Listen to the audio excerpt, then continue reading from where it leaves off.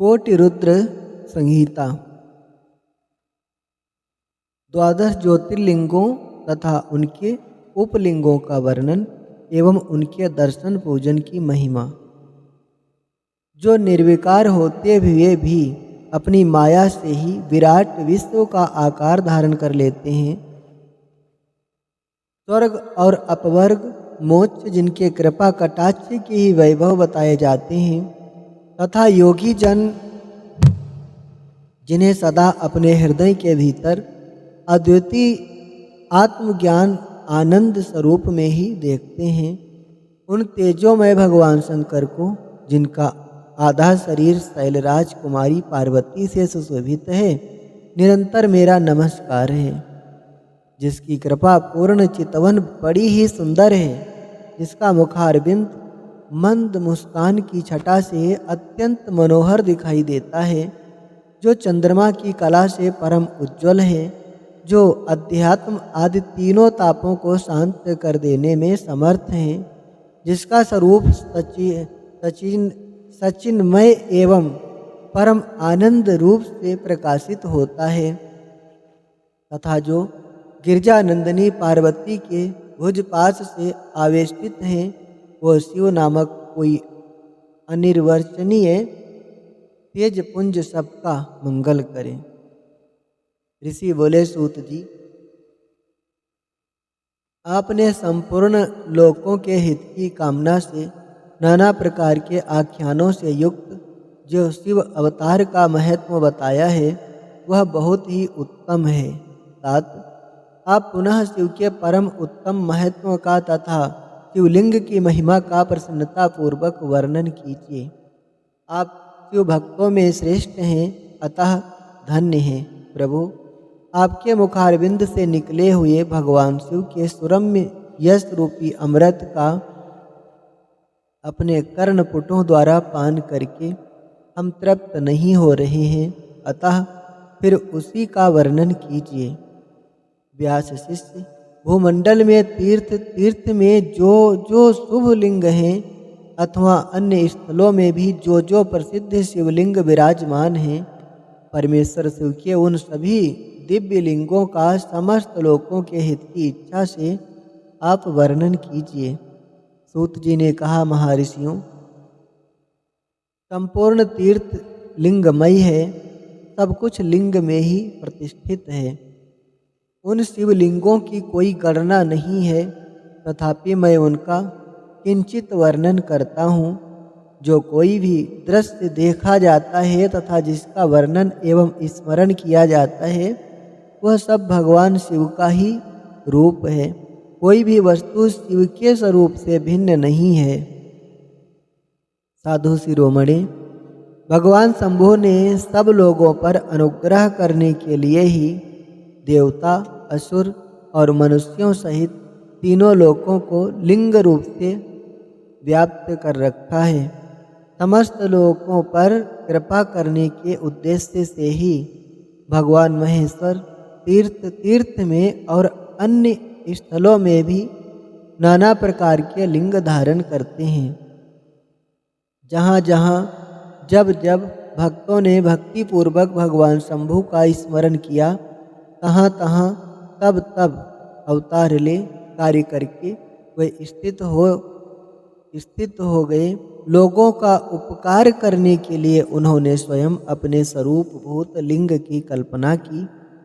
उस लिंग की पूजा करके शिव भक्त पुरुष अवश्य सिद्धि प्राप्त कर लेते हैं। ब्राह्मणों, भूमंडल में जो लिंग है, उनकी गणना नहीं हो सकती, तथापि मैं प्रधान शिवलिंगों का परिचय देता हूँ। मुनि श्रेष्ठ शौनक, इस भूमंडल पर जो मुख्य ज्योतिर्लिंग हैं, उनका आज मैं वर्णन करता हूँ। उनका नाम सुनने मात्र से पाप दूर हो जाता है। सौराष्ट्र में सोमनाथ, श्रीशैल पर मल्लिका अर्जुन, उज्जैनी में महाकाल, ओंकार तीर्थ में परमेश्वर, हिमालय के शिखर पर केदार, डाकिनी में भीमशंकर, वाराणसी में विश्वनाथ, गोदावरी के तट पर त्र्यंबक, चिताभूमि में वैद्यनाथ, दारुका वन में नागेश, सेतुबंध में रामेश्वर तथा शिवालय में घुश्मेश्वर का स्मरण करें। श्री सोमनाथ का दर्शन करने के लिए काठियावाड़ प्रदेश के अंतर्गत प्रभास क्षेत्र में जाना चाहिए। श्री मल्लिका अर्जुन नामक ज्योतिर्लिंग जिस पर्वत पर विराजमान है उसका नाम श्री शैल या श्री पर्वत है। यह स्थान मद्रास प्रांत के कृष्णा जिले में कृष्णा नदी के तट पर है। इसे दक्षिण का कैलाश कहते हैं। महाकाल या महाकालेश्वर मालवा प्रदेश में क्षिप्रा नदी के तट पर उज्जैन नामक नगरी में विराजमान है। उज्जैन को अवंतिकापुरी भी कहते हैं।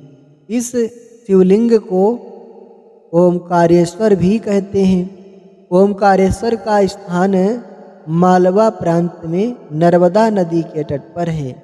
उज्जैन से खड़वा जाने वाली रेलवे की छोटी लाइन पर मोटर का नामक स्टेशन है।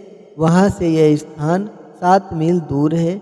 वहाँ ओमकारेश्वर और ममलेश्वर नामक 2 पृथक लिंग हैं, परंतु दोनों एक ही ज्योतिर्लिंग के 2 स्वरूप माने गए हैं। श्री केदारनाथ या केदारेश्वर हिमालय के केदार नामक शिखर पर स्थित हैं। शिखर से पूर्व की ओर अलकनंदा के तट पर श्री बद्रीनाथ अवस्थित हैं और पश्चिम में मंदाकिनी के किनारे श्री केदारनाथ विराजमान हैं। यह स्थान हरिद्वार से 150 मील और ऋषिकेश से 132 मील दूर है। छठे हैं श्री भीमाशंकर। भीमाशंकर का स्थान बंबई से पूर्व और पूना से उत्तर भीमा नदी के किनारे उसके उद्गम में स्थान सह पर्वत पर है। यह स्थान तारी के रास्ते से जाने पर नासिक से लगभग 120 मील दूर है। सह पर्वत के उस शिखर का नाम जहाँ इस ज्योतिर्लिंग का प्राचीन मंदिर है डाकिनी है। इससे अनुमान होता है कि कभी यहाँ डाकिनी और भूतों का निवास था। शिव पुराण की एक कथा के आधार पर भीमशंकर ज्योतिर्लिंग आसाम के कामरूप जिले में गुवाहाटी के पास ब्रह्मपुर पहाड़ी पर स्थित बताया जाता है। कुछ लोग कहते हैं कि नैनीताल जिले के उज्जैनक नामक स्थान में एक विशाल शिव मंदिर है, वहीं भीमशंकर का स्थान है। 7वें हैं काशी के श्री विश्वनाथ जी। ये तो प्रसिद्ध ही हैं। यह ज्योतिर्लिंग त्र्यंबक या त्र्यंबकेश्वर के नाम से 8वां प्रसिद्ध है। बंबई प्रांत के नासिक जिले में नासिक पंचवटी से 18 मील दूर गोदावरी के उद्गम में स्थान ब्रह्मगिरी के निकट गोदावरी के तट पर ही इसकी स्थिति है। 9वें स्थान, यह स्थान संस्थाल परगने में उसीडीह स्टेशन के पास बैजनाथ धाम के नाम से प्रसिद्ध है। पुराणों के अनुसार यही चिता भूमि है। कहीं कहीं परल्याम बैजनाथम चा ऐसा पाठ मिलता है। इसके अनुसार परली में बैजनाथ की स्थिति है। दक्षिण हैदराबाद नगर से इधर परभनी नामक एक जंक्शन है, वहाँ से परली तक एक ब्रांच लाइन गई है। इस परली स्टेशन से थोड़ी दूर पर परली गांव के निकट श्री बैजनाथ नामक ज्योतिर्लिंग है। 10 नागेश नामक ज्योतिर्लिंग का स्थान बड़ौदा राज्य के अंतर्गत गोमती द्वारका से ईशान कोण में 12-13 मील की दूरी पर है। दारुका वन इसी का नाम है। कोई दारुका वन के स्थान में दारुका वन पाठ मानते हैं। इस पाठ के अनुसार भी यही स्थान सिद्ध होता है, क्योंकि वह द्वारिका के निकट और उस क्षेत्र के अंतर्गत है। कोई दक्षिण हैदराबाद के अंतर्गत पौढ़ा ग्राम में स्थित शिवलिंग को ही नागेश्वर ज्योतिर्लिंग मानते हैं। कुछ लोगों के मत हैं अल्मोड़ा से 17 मील उत्तर पूर्व में स्थित यागेश्वर शिवलिंग ही नागेश ज्योतिर्लिंग है। 11 श्री रामेश्वर तीर्थ को ही सेतुबंधु तीर्थ भी कहते हैं। यह स्थान मद्रास प्रांत के रामनाथम या रामनद जिले में है। यहाँ समुद्र के तट पर रामेश्वर का विशाल मंदिर शोभा पाता है। 12 श्री घुसमेश्वर को घुसणेश्वर या घुसणोत्सर भी कहते हैं। इसका स्थान हैदराबाद राज्य के अंतर्गत दौलताबाद स्टेशन से 12 मील दूर बेरूल गांव के पास है। इस स्थान को ही शिवालय कहते हैं।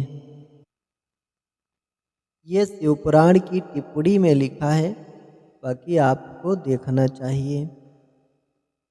आगे जो प्रतिदिन प्रातः काल उठकर इन 12 नामों का पाठ करता है वह सब पापों से मुक्त हो संपूर्ण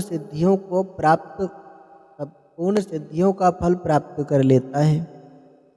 सौराष्ट्रे सोमनाथम च त्रिशैले मल्लिका अर्जुनम उज्जैनियम महाकाल ओंकार ममरेश्वर केदारम हिमवत्पृष्ठे डाकिन्यां भीमशंकरम वाराणस्यां च विशेषम ब्रह्मकं गोमती तटे वैजनाथं चिताभूमो नागेशं दारुकावनि सेतुबन्धे च रामेशं घृष्मेशं च शिवालये 12 नामानि प्रातरुत्थाय यः पठेत सर्वपाप विनिर्मुक्ता सर्वसिद्धि फलं लभेत। मुनीश्वरों, जिस मनोरथ को पाने की इच्छा रखकर श्रेष्ठ मनुष्य इन 12 नामों का पाठ करेंगे वे इस लोक और परलोक में उस मनोरथ को अवश्य प्राप्त करेंगे। जो शुद्ध अंतःकरण वाले पुरुष निष्काम भाव से इन नामों का पाठ करेंगे उन्हें कभी माता के गर्भ में निवास नहीं करना पड़ेगा। इन सबके पूजन मात्र से ही यह लोक में समस्त वर्णों के लोगों के दुखों का नाश होता है और परलोक में उन्हें अवश्य मोक्ष प्राप्त होता है।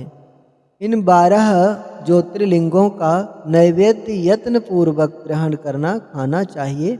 ऐसा करने वाले पुरुष के सारे पाप उसी क्षण जलकर भस्म हो जाते हैं।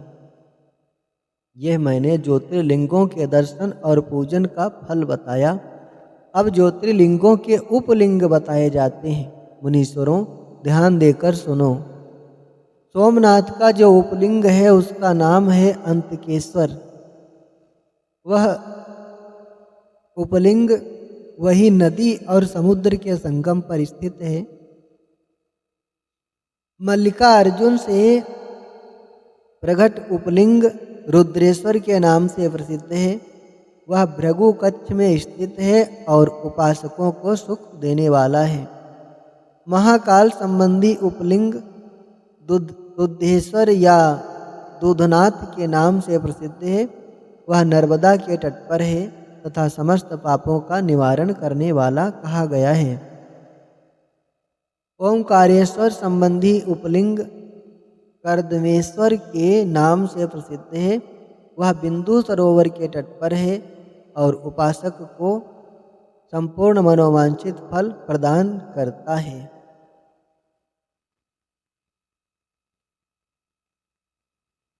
केदारेश्वर संबंधी उपलिंग भूतेश्वर के नाम से प्रसिद्ध है और यमुना तट पर स्थित है। जो लोग उसका दर्शन और पूजन करते हैं उनके बड़े से बड़े पापों का वह निवारण करने वाला बताया गया है। भीम शंकर संबंधी उपलिंग भीमेश्वर के नाम से प्रसिद्ध है। वह भी सह्य पर्वत पर ही स्थित है और महान बल की वृद्धि करने वाला है। नागेश्वर संबंधी उपलिंग का नाम भी भूतेश्वर ही है। वह मल्लिका सरस्वती के तट पर स्थित है और दर्शन करने मात्र से सब पापों को हर लेता है।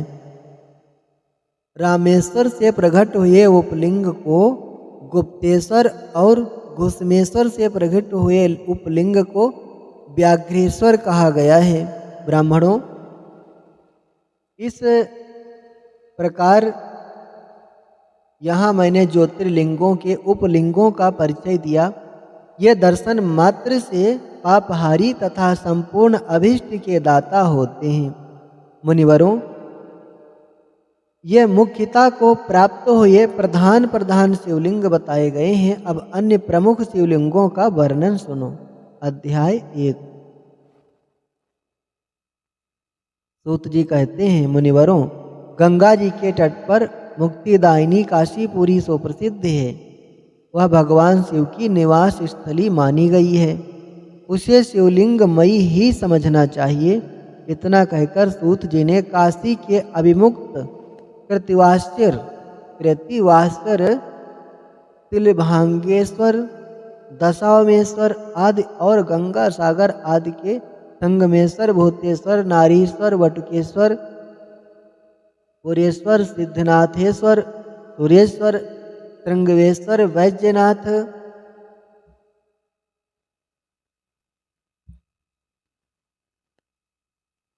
जपेश्वर, गोपेश्वर, रंगेश्वर, वामेश्वर, नागेश्वर, कामेश, विमलेश्वर, प्रयाग के ब्रह्मेश्वर, सोमेश्वर, भारद्वाजेश्वर, शूल, टंकेश्वर, माधवेश्वर तथा अयोध्या के नागेश आदि अनेक प्रसिद्ध शिवलिंगों का वर्णन करके अत्रीश्वर की कथा के प्रसंग में यह बतलाया कि अत्रि पत्नी अनसुईया पर कृपा करके गंगा जी वहाँ पधारी। अनसुईया ने गंगा जी से सदा वहाँ निवास करने के लिए प्रार्थना की। तब गंगा जी ने कहा कि अनसुईये, यदि तुम 1 वर्ष तक की हुई शंकर जी की पूजा और पति सेवा का फल मुझे दे दो, तो मैं देवताओं का उपकार करने के लिए यहाँ सदा ही स्थित रहूंगी। पतिव्रता का दर्शन करके मेरे मन को जैसी प्रसन्नता होती है वैसी दूसरे उपायों से नहीं होती। सती अनसुईये, ये मैंने तुमसे सच्ची बात कही है। पतिव्रता स्त्री का दर्शन करने से मेरे पापों का नाश हो जाता है और मैं विशेष शुद्ध हो जाती हूँ, क्योंकि पतिव्रता नारी पार्वती के समान पवित्र है।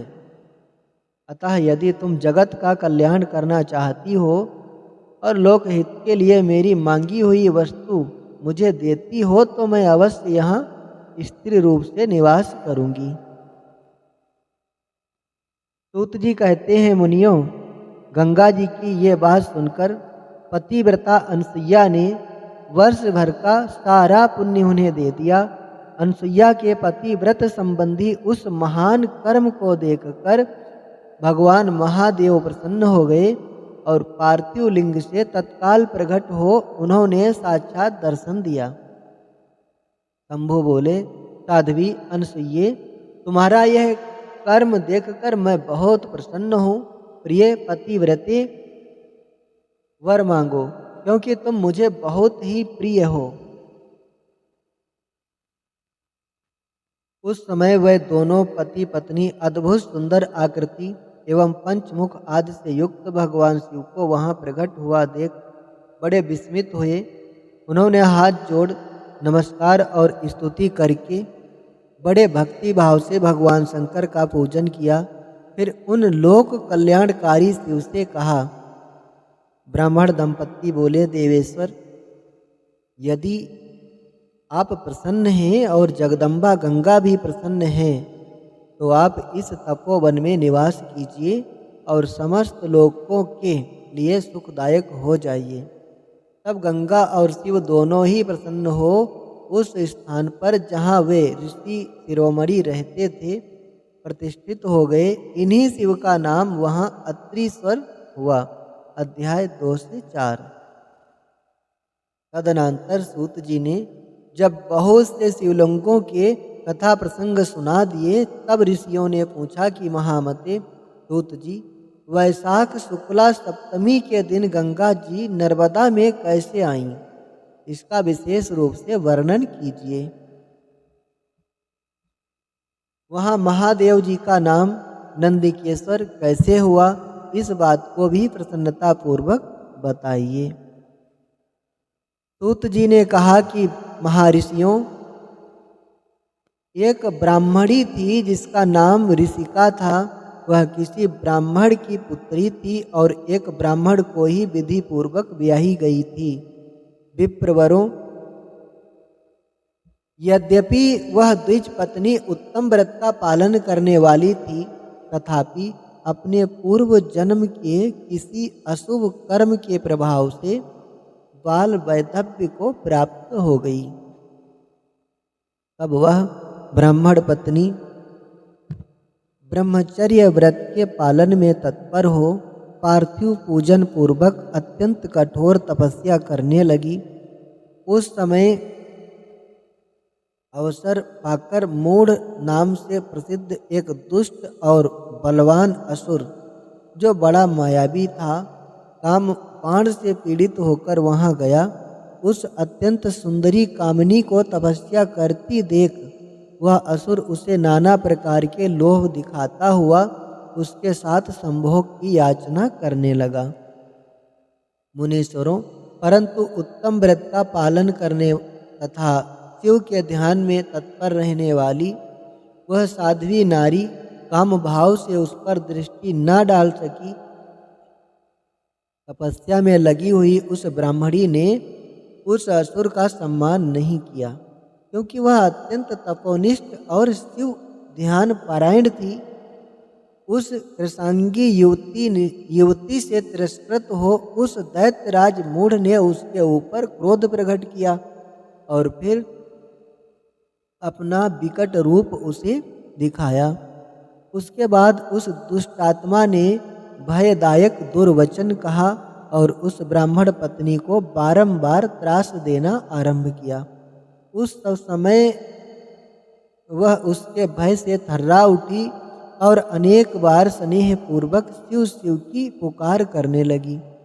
उस तनवांगी द्विज पत्नी ने भगवान शिव का पूर्णतया आश्रय ले रखा था। शिव का नाम जपने वाली वह नारी अत्यंत विह्वल हो अपने धर्म की रक्षा के लिए भगवान शिव की ही शरण में गई। तब शरणागत की रक्षा, सदाचार की प्रतिष्ठा तथा उस ब्राह्मणी को आनंद प्रदान करने के लिए भगवान शिव वहां प्रकट हो गए।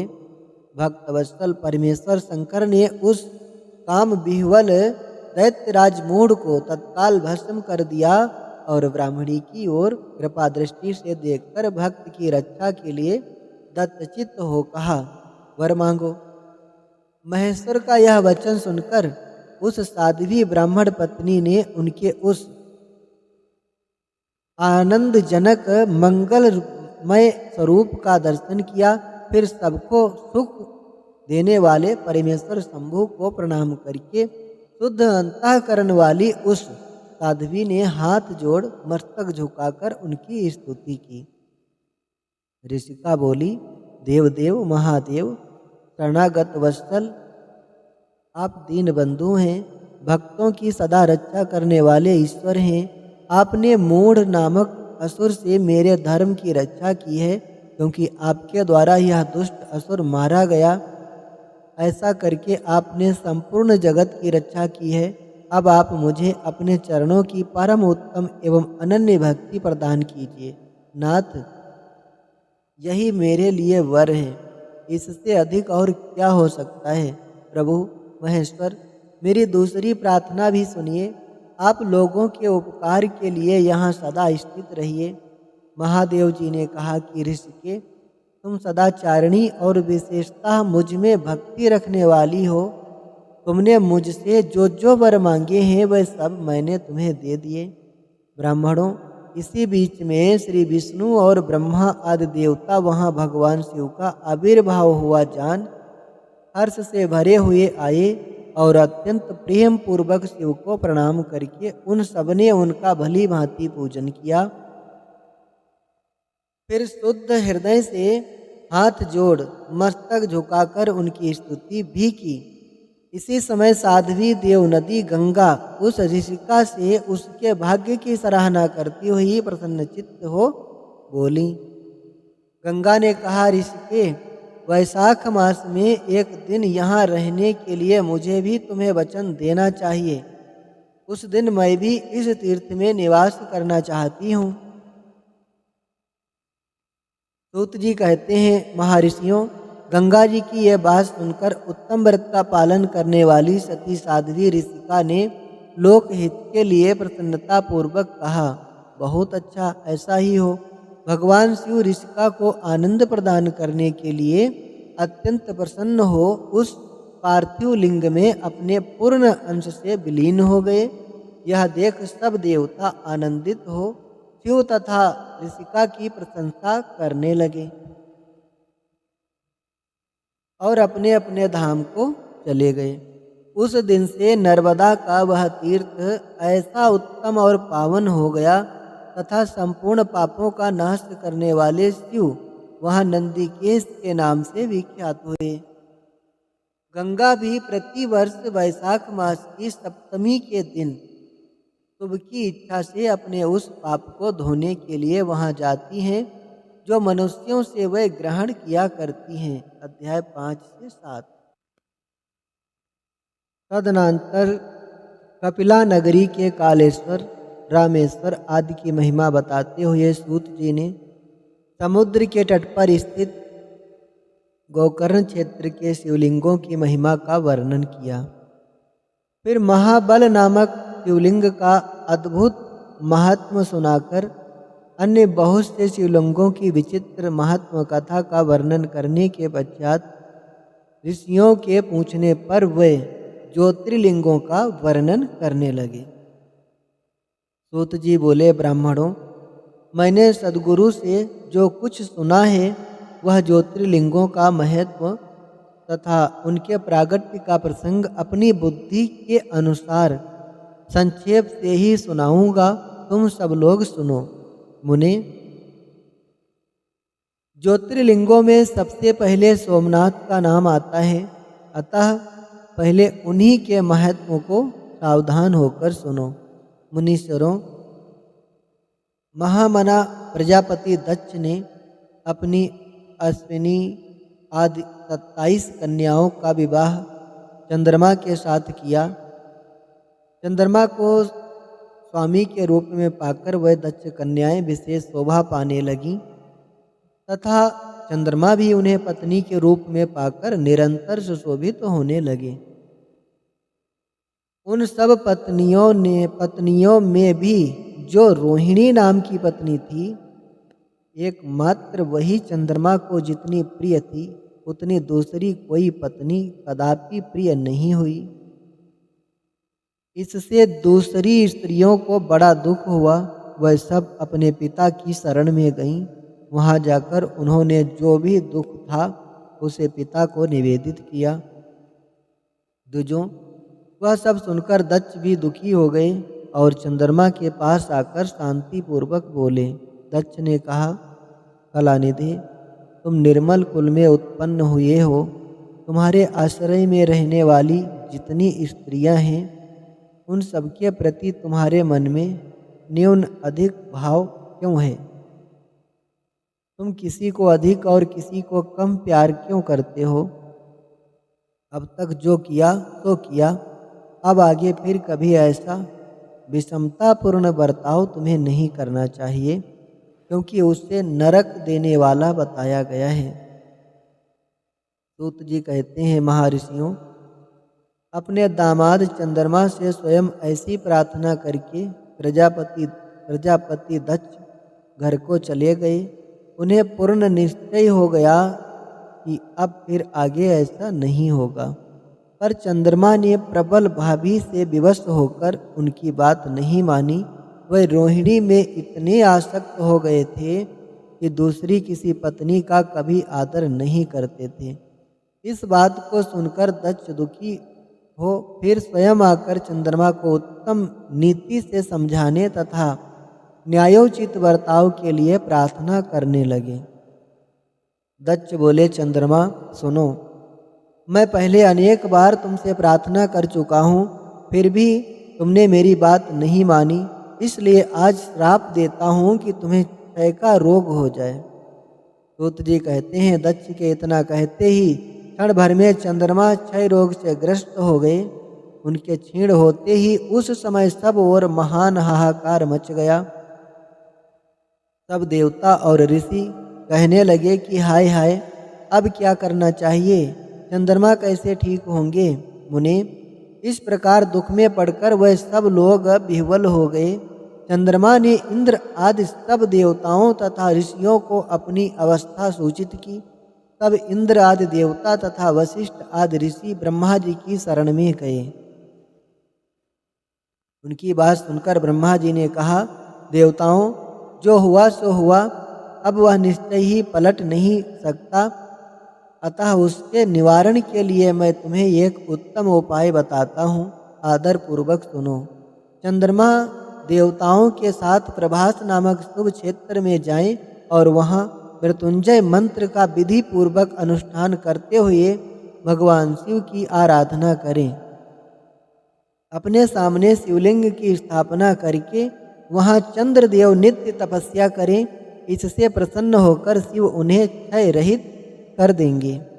तब देवताओं तथा ऋषियों के कहने से ब्रह्मा जी की आज्ञा के अनुसार चंद्रमा ने वहाँ 6 महीने तक निरंतर तपस्या की। मृत्युंजय मंत्र से भगवान वृषभध्वज का पूजन किया। 10 करोड़ मंत्र का जप और मृत्युंजय का ध्यान करते हुए चंद्रमा वहाँ स्थिर चित्त होकर लगातार खड़े रहे। उन्हें तपस्या करते देख भक्त वत्सल भगवान शंकर प्रसन्न हो उनके सामने प्रकट हो गए और अपने भक्त चंद्रमा से बोले।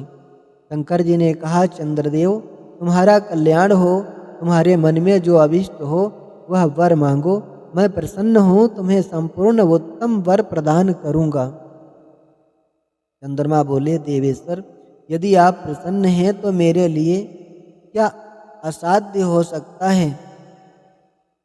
तथापि प्रभु शंकर, आप मेरे शरीर के इस क्षय रोग का निवारण कीजिए, मुझसे जो अपराध बन गया हो उसे क्षमा कीजिए। शिव जी ने कहा, चंद्रदेव, एक पक्ष में प्रतिदिन तुम्हारी कला क्षीण हो और दूसरे पक्ष में फिर वह निरंतर बढ़ती रहे।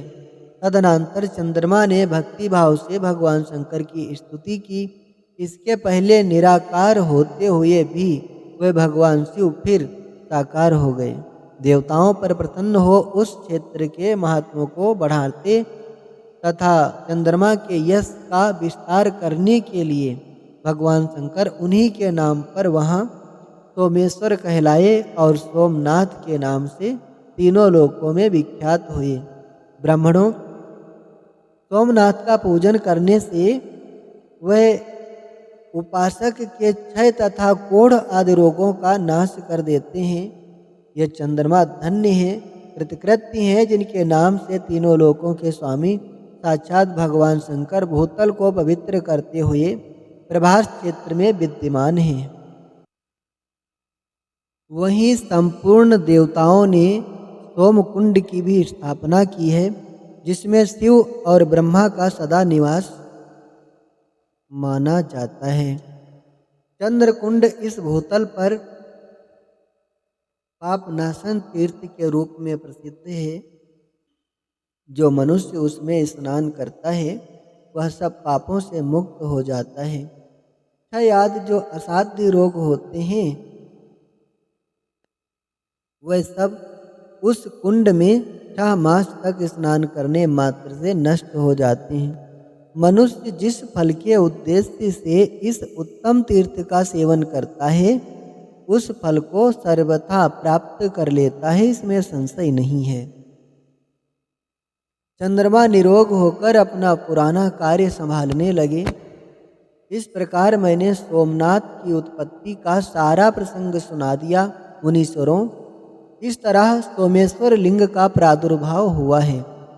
जो मनुष्य सोमनाथ के प्रादुर्भाव की इस कथा को सुनता अथवा दूसरों को सुनाता है वह संपूर्ण अभीष्ट को पाता है और सब पापों से मुक्त हो जाता है। अध्याय 8 से 14।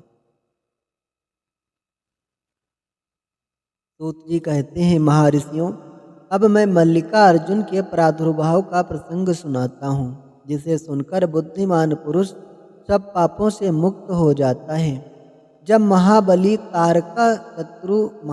तारक शत्रु शिवा पुत्र कुमार कार्तिकेय सारी पृथ्वी की परिक्रमा करके फिर कैलाश पर्वत पर आए और गणेश के विवाह आदि की बात सुनकर क्रोंच पर्वत पर चले गए।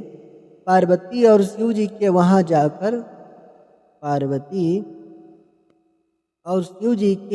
वहां जाकर अनुरोध करने पर भी नहीं लौटे तथा वहां से भी 12 कोस दूर चले गए।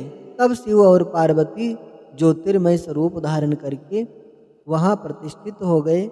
वह दोनों पुत्र स्नेह से आतुर हो पर्व के दिन अपने पुत्र कुमार को देखने के लिए उनके पास जाया करते हैं।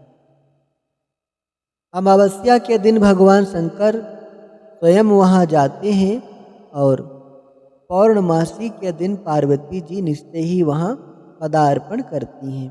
उसी दिन से लेकर भगवान शिव का मल्लिका अर्जुन नामक एक लिंग तीनों लोकों में प्रसिद्ध हुआ। उसमें पार्वती और शिव दोनों की ज्योतियां प्रतिष्ठित हैं।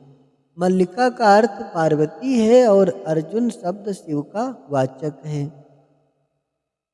उस लिंग का जो दर्शन करता है वह समस्त पापों से मुक्त हो जाता है और संपूर्ण अभिष्ट को प्राप्त कर लेता है, इसमें संशय नहीं है। इस प्रकार मल्लिका अर्जुन नामक द्वितीय ज्योतिर्लिंग का वर्णन किया गया, जो दर्शन मात्र से लोगों के लिए सब प्रकार का सुख देने वाला बताया गया है।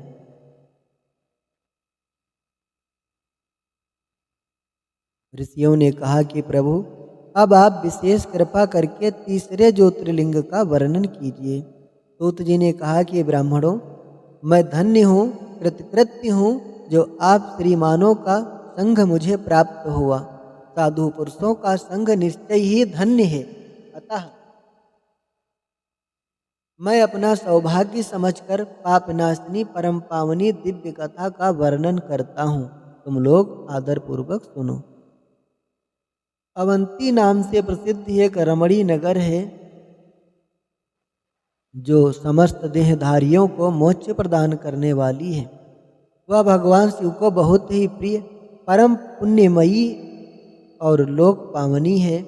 उस पुरी में एक श्रेष्ठ ब्राह्मण रहते थे, जो शुभ कर्म परायण, वेदों के स्वाध्याय में संलग्न तथा वैदिक कर्मों के अनुष्ठान में सदा तत्पर रहने वाले थे। वे घर में अग्नि की स्थापना करके प्रतिदिन अग्निहोत्र करते और शिव की पूजा में सदा तत्पर रहते थे।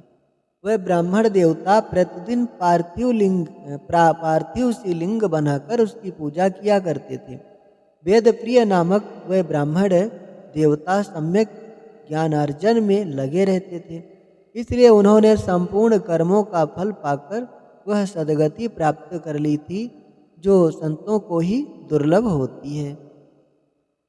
उनके शिव पूजा परायण 4 तेजस्वी पुत्र थे, जो पिता माता से सद्गुणों में कम नहीं थे। उनके नाम थे देवप्रिय, प्रियमेधा, सुकृत और सुव्रत। उनके सुखदायक गुण वहाँ सदा बढ़ने लगे।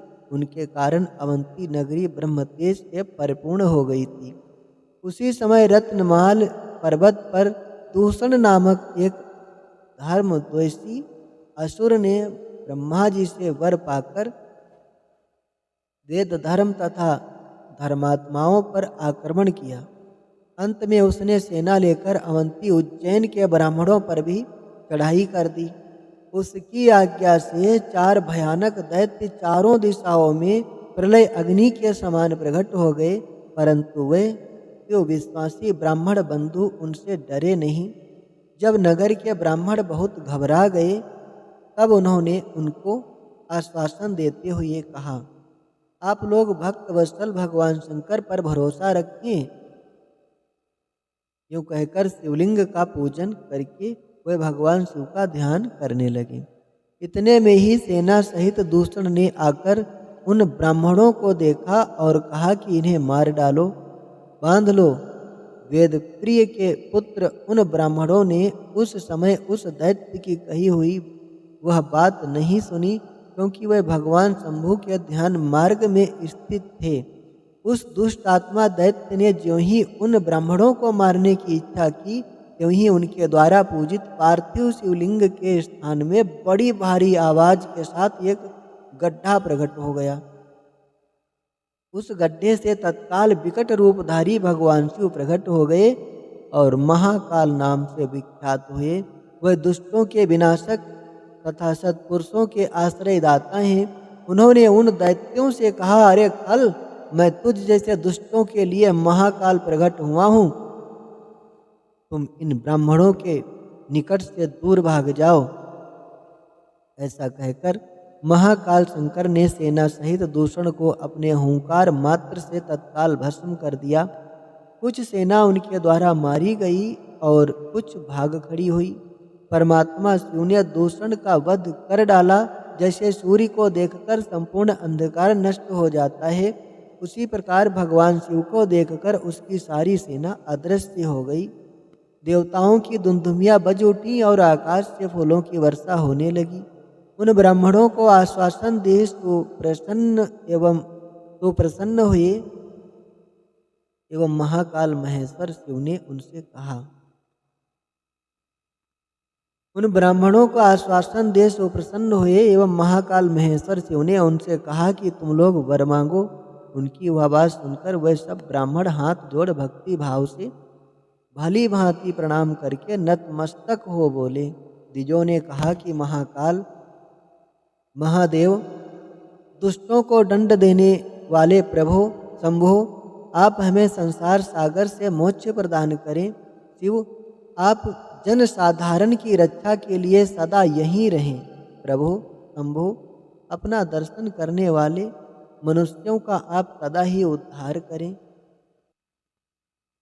सूत जी कहते हैं, महर्षियों, उनके ऐसा कहने पर उन्हें सद्गति दे भगवान शिव अपने भक्तों की रक्षा के लिए उस परम सुंदर गड्ढे में स्थित हो गए। वह ब्राह्मण मोक्ष पा गए और वहाँ चारों ओर की एक एक कोस भूमि लिंग रूपी भगवान शिव का स्थल बन गई। वह शिव भूतल पर महाकालेश्वर के नाम से विख्यात हुए। ब्राह्मणों, उनका दर्शन करने से स्वप्न में भी कोई दुख नहीं होता।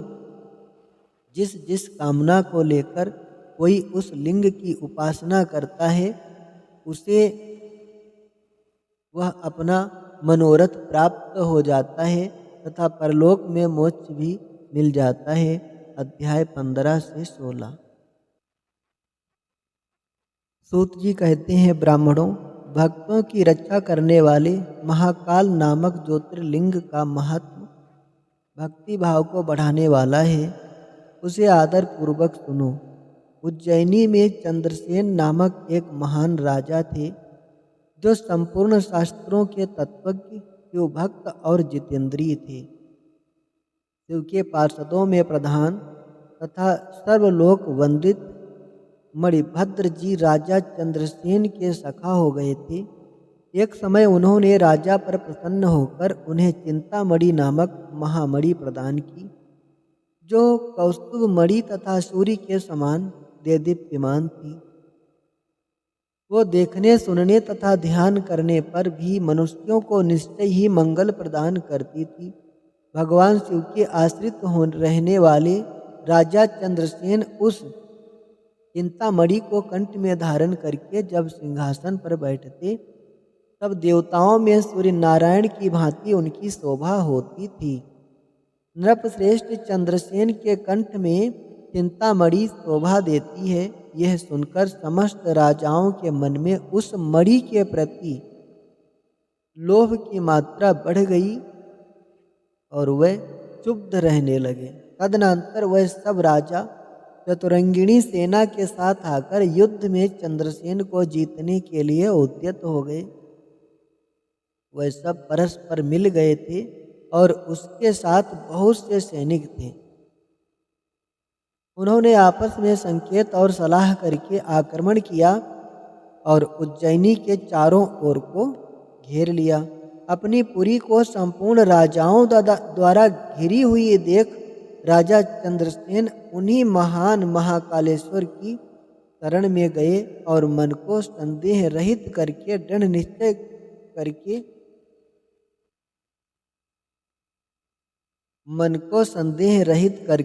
निश्चय के साथ उपवास पूर्वक दिन रात अनन्य भाव से महाकाल की आराधना करने लगे। उन्हीं दिनों उस श्रेष्ठ नगर में कोई ग्वालिन रहती थी, जिसके एकमात्र पुत्र था। वह विधवा थी और उज्जैनी में बहुत दिनों से रहती थी। वो अपने 5 वर्ष के बालक को लिए हुए महाकाल के मंदिर में गई और उसने राजा चंद्रसेन द्वारा की हुई महाकाल की पूजा का आदर पूर्वक दर्शन किया। राजा के शिव पूजन का वह आश्चर्यमय उत्सव देखकर उसने भगवान को प्रणाम किया और फिर वह अपने निवास स्थान पर लौट आई। ग्वालिन के उस बालक ने भी वह सारी पूजा देखी थी, अतः घर आने पर उसने कौतूहलवश शिव जी की पूजा करने का विचार किया। एक सुंदर पत्थर लाकर उसे अपने शिविर से थोड़ी ही दूर पर दूसरे शिविर के एकांत स्थान में रख दिया और उसी को शिवलिंग माना। फिर उसने भक्ति पूर्वक कृत्रिम गंध, अलंकार, वस्त्र, धूप, दीप और अक्षत आदि द्रव्य जुटाकर उनके द्वारा पूजन करके मनः कल्पित दिव्य नैवेद्य भी अर्पित किया। सुंदर सुंदर पत्तों और फूलों से बारंबार पूजन करके भली भांति से नृत्य किया और बारंबार भगवान के चरणों में मस्तक झुकाया। इसी समय ग्वालिन ने भगवान शिव में आसक्त चित्त हुए अपने पुत्र को बड़े प्यार से भोजन के लिए बुलाया, परंतु उसका मन तो भगवान शिव की पूजा में लगा हुआ था। अतः जब बारंबार बुलाने पर भी उस बालक को भोजन करने की इच्छा नहीं हुई, तब उसकी माँ स्वयं उसके पास गई और उसे शिव के आगे आंख बंद करके ध्यान लगाए बैठा देख उसका हाथ पकड़कर खींचने लगी।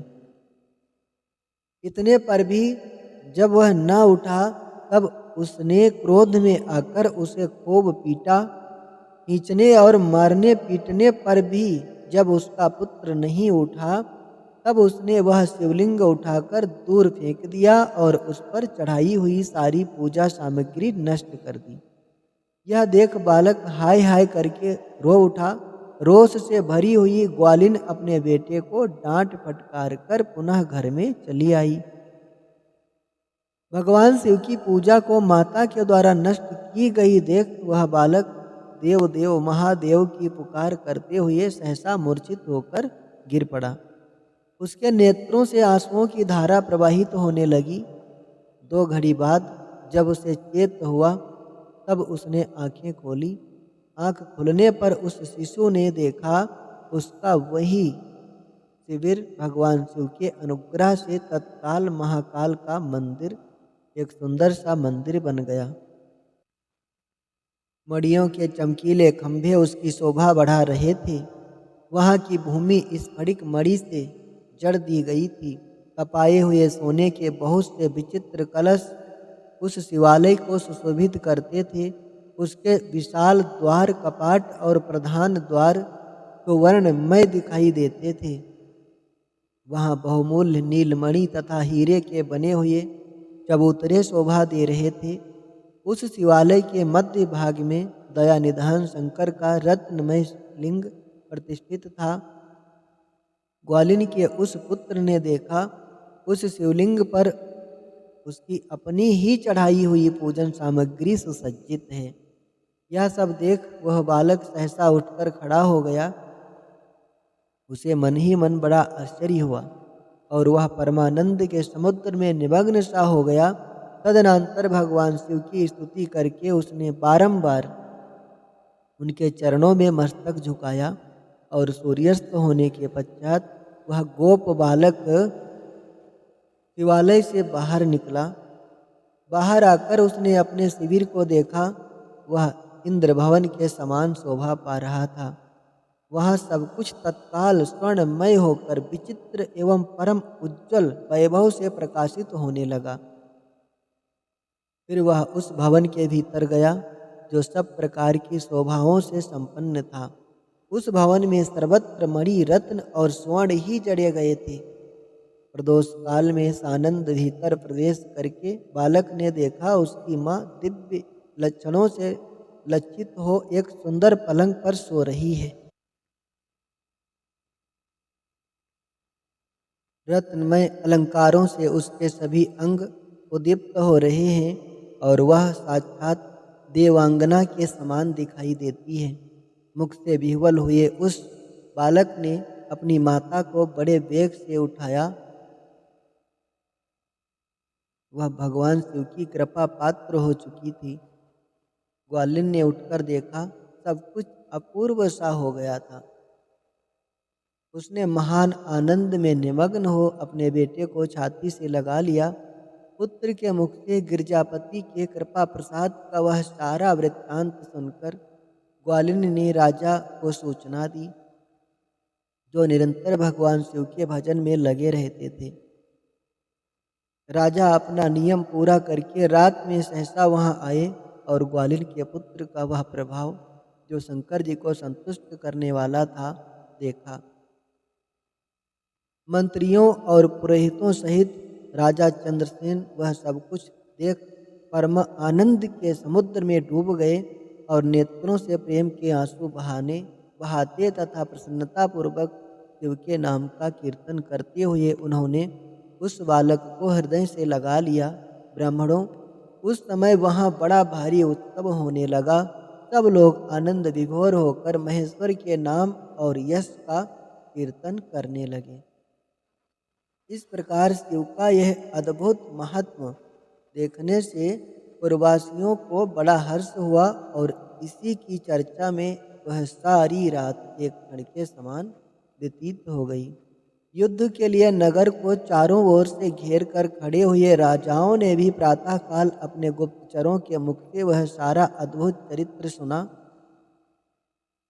उसे सुनकर सब आश्चर्य से चकित हो गए और वहां आए हुए सब नरेश एकत्र हो आपस में इस प्रकार बोले, ये राजा चंद्रसेन बड़े भारी शिवभक्त हैं, अतएव इन पर विजय पाना कठिन है।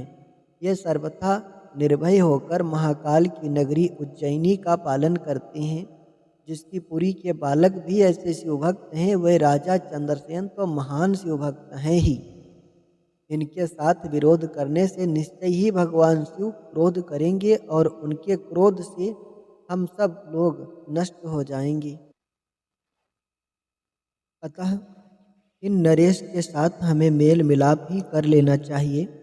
ऐसा होने पर महेश्वर समय पर बड़ी कृपा करेंगे। सूत जी कहते हैं, ब्राह्मणों, ऐसा निश्चय करके शुद्ध हृदय वाले उन सब भूपालों ने हथियार डाल दिए। उनके मन से वैर भाव निकल गया। वह सभी राजा अत्यंत प्रसन्न हो चंद्रसेन की अनुमति ले महाकाल की उस रमणीय नगरी के भीतर गए। वहां उन्होंने महाकाल का पूजन किया। फिर वह सबके सब उस ग्वालिन के महान अभ्युदय पूर्ण दिव्य सौभाग्य की भूरी भूरी प्रशंसा करते हुए उनके घर पर गए। वहाँ राजा चंद्रसेन ने आगे बढ़कर उनका स्वागत सत्कार किया। वह बहुमूल्य आसनों पर बैठे और आश्चर्यचकित एवं आनंदित हुए। गोप बालक के ऊपर कृपा करने के लिए स्वतः प्रकट हुए शिवालय और शिवलिंग का दर्शन करके उन सब राजाओं ने अपनी उत्तम बुद्धि भगवान शिव के चिंतन में लगाई। तदनंतर उन सारे नरेशों ने भगवान शिव की कृपा प्राप्त करने के लिए उस गोप शिशु को बहुत सी वस्तुएं प्रसन्नता पूर्वक भेंट की। संपूर्ण जनपदों में जो बहुमूल्य गोप रहते थे, उन सबका राजा उन्होंने उसी बालक को बना दिया। उसी समय समस्त देवताओं से पूजित परम तेजस्वी वानर राज हनुमान जी वहाँ प्रकट हुए। उनके आते ही सब राजा बड़े वेग से उठकर खड़े हो गए। उन सब ने भक्ति भाव से विनम्र होकर उन्हें मस्तक झुकाया। राजाओं से पूजित हो वानर राज हनुमान जी उन सबके बीच में बैठे और उस गोप बालक को हृदय से लगाकर उन नरेशों की ओर देखते हुए से बोले कि राजाओं, तुम सब लोग तथा दूसरे देहधारी भी मेरी बात सुने, इससे तुम लोगों का भला होगा। भगवान शिव के सिवा देहधारियों के लिए दूसरी कोई गति नहीं है। ये बड़े सौभाग्य की बात है कि इस गोप बालक ने शिव की पूजा का दर्शन करके उससे प्रेरणा ली और बिना मंत्र के भी शिव का पूजन करके उन्हें पा लिया। गोप वंश की कीर्ति बढ़ाने वाला यह बालक भगवान शंकर का श्रेष्ठ भक्त है। इस लोक में संपूर्ण भोगों का उपभोग करके अंत में यह मोक्ष प्राप्त कर लेगा। इसकी वंश परंपरा के अंतर्गत 8वीं पीढ़ी में महायशस्वी नंद उत्पन्न होंगे, जिनके यहाँ साक्षात भगवान नारायण उनके पुत्र रूप से प्रकट हो श्री कृष्ण नाम से प्रसिद्ध होंगे। आज से यह गोप बालक इस जगत में श्री कर के नाम से विशेष ख्याति प्राप्त करेगा। सूत जी कहते हैं, ब्राह्मणों, ऐसा कहकर अंजनी नंदन शिव स्वरूप वानरराज हनुमान जी ने समस्त राजाओं तथा महाराज चंद्रसेन को भी कृपा दृष्टि से देखा। तदनंतर उन्होंने उस बुद्धिमान गोप बालक श्री कर को बड़ी प्रसन्नता के साथ शिव उपासना के उस आचार व्यवहार का उपदेश दिया जो महान शिव को बहुत प्रिय है।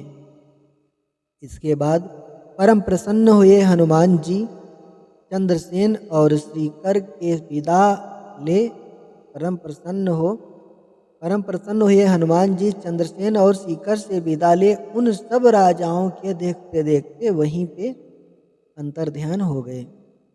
वह सब राजा हर्ष में भरकर सम्मानित हो महाराज चंद्रसेन की आज्ञा ले जैसे आए थे वैसे ही लौट गए। महातेजस्वी श्रीकर भी हनुमान जी का उपदेश पाकर धर्मज्ञ ब्राह्मणों के साथ शंकर जी की उपासना करने लगा। महाराज चंद्रसेन और गोप बालक श्रीकर दोनों ही बड़ी प्रसन्नता के साथ महाकाल की सेवा करते थे। उन्हीं की आराधना करके उन दोनों ने परम पद प्राप्त कर लिया। इस प्रकार महाकाल नामक शिवलिंग सत्पुरुषों का आश्रय है। भक्त वत्सल शंकर दुष्ट पुरुषों का सर्वथा हनन करने वाले हैं। यह परम पवित्र रहस्यमय आख्यान कहा गया है जो सब प्रकार का सुख देने वाला है।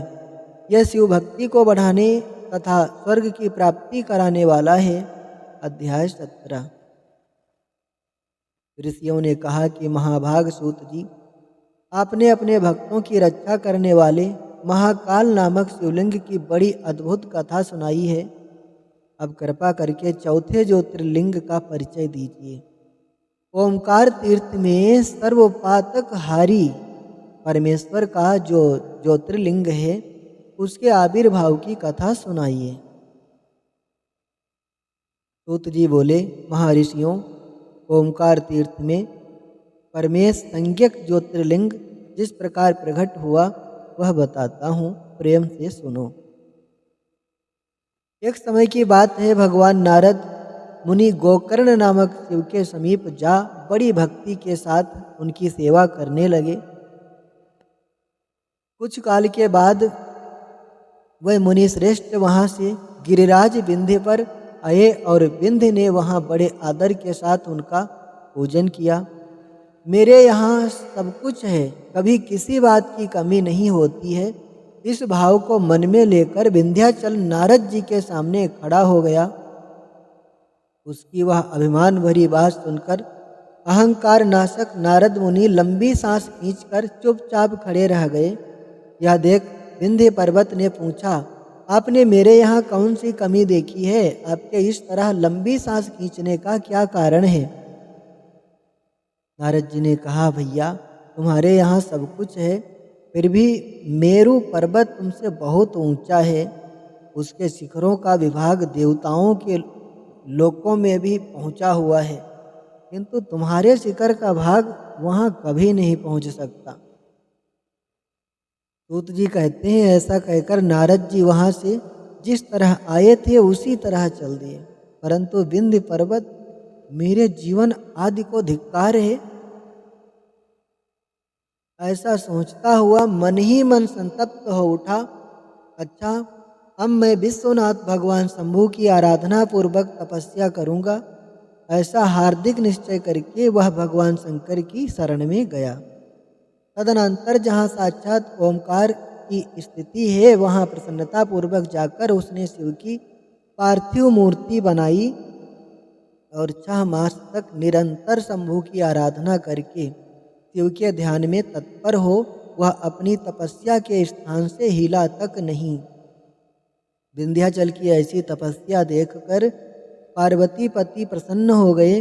उन्होंने विंध्याचल को अपना वह स्वरूप दिखलाया जो योगियों के लिए भी दुर्लभ है। वह प्रसन्न हो उस समय उससे बोले, विंध्य तुम मनोवांछित वर मांगो, मैं भक्तों को अभीष्ट वर देने वाला हूँ और तुम्हारी तपस्या से प्रसन्न हूँ। विंध्य बोला, देवेश्वर शंभु आप सदा ही भक्त वत्सल हैं, यदि आप मुझ पर प्रसन्न हैं तो मुझे वह अभीष्ट बुद्धि प्रदान कीजिए जो अपने कार्य को सिद्ध करने वाली हो। भगवान शंभु ने उसे वह उत्तम वर दे दिया और कहा कि पर्वतराज विंध्य तुम जैसा चाहो वैसा करो। उसी समय देवता तथा निर्मल अंतःकरण वाले ऋषि वहां आए और शंकर जी की पूजा करके बोले कि प्रभु आप यहाँ स्थिर रूप से निवास करें। देवताओं की यह बात सुनकर परमेश्वर शिव प्रसन्न हो गए और लोगों को सुख देने वाले लोगों को सुख देने के लिए उन्होंने सहर्ष वैसा ही किया। वहाँ जो एक ही ओंकार लिंग था वह 2 रूपों में विभक्त हो गया। प्रणव में जो सदाशिव थे वह ओंकार नाम से विख्यात हुए और पार्थिव मूर्ति में जो शिव ज्योति प्रतिष्ठित हुई उसकी परमेश्वर संज्ञा हुई। परमेश्वर को ही अमलेश्वर भी कहते हैं। इस प्रकार ओंकारेश्वर और परमेश्वर ये दोनों शिवलिंग भक्तों को अभीष्ट फल प्रदान करने वाले हैं। उस समय देवताओं और ऋषियों ने उन दोनों लिंगों की पूजा की और भगवान वृषभध्वज को संतुष्ट करके अनेक वर प्राप्त किए। तत्पश्चात देवता अपने अपने स्थान को गए और विंध्याचल भी अधिक प्रसन्नता का अनुभव करने लगा। उसने अपने अभिष्ट कार्य को सिद्ध किया और मानसिक परिताप को त्याग दिया। जो पुरुष इस प्रकार भगवान शंकर का पूजन करता है वह माता के गर्भ में फिर नहीं आता और अपने अभिष्ट फल को प्राप्त कर लेता है, इसमें संशय नहीं। सूत जी कहते हैं, महर्षियों ओंकार में जो ज्योतिर्लिंग प्रकट हुआ और उसकी आराधना से जो फल मिलता है वह सब यहाँ तुम्हें बता दिया। इसके बाद मैं तुम्हें उत्तम केदार नामक ज्योतिर्लिंग का वर्णन करूँगा। अध्याय 18।